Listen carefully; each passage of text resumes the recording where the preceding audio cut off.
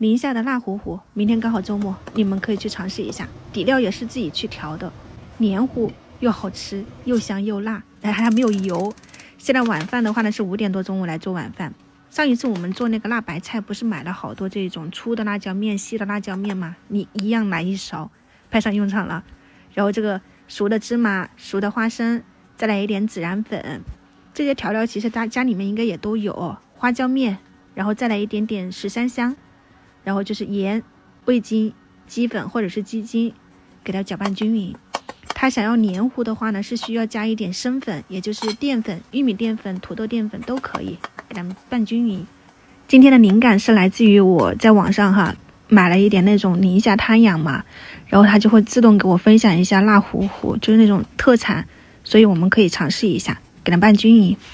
其实怎么说呢，我做功课了，但它里面是要有一点番茄粉的。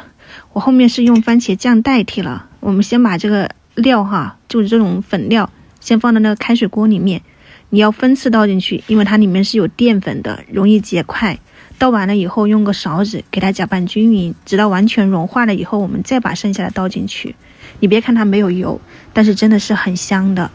而且这个辣度的话呢，你可以自己去调节。我们用的是朝鲜那边的辣椒粉，其实辣度不高啊，我们那2姐妹都是可以吃的，只是吃到后面会有一点点微微的辣。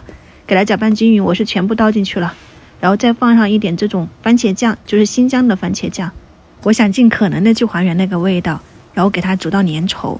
后面的话呢，其实我是再加了一点那个水淀粉进去的，我感觉这个稠度还不是特别的黏糊，就加了一点那种玉米淀粉，加点清水，2大勺，给它黏糊一下，1大锅的这一种宁夏辣糊糊的汤底就搞定了。其实怎么说呢，我是美食博主，所以家里面的调料它是比较足的，能够支撑我做这道美食。你如果是家里面调料没有我那么多那你可以看一下，他们是有那种调好的粉料包的，我觉得也是很好吃的。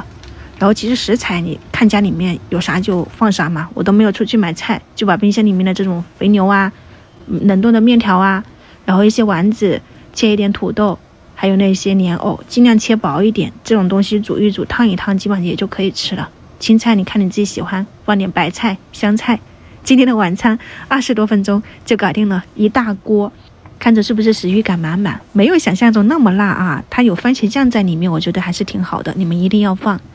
然后2姐妹回来吃到的第1筷子跟我说，就说好像麻辣烫，但又比麻辣烫好吃。很多地方的美食特色我们其实都可以互相的去体验一下，也欢迎大家和我一起分享。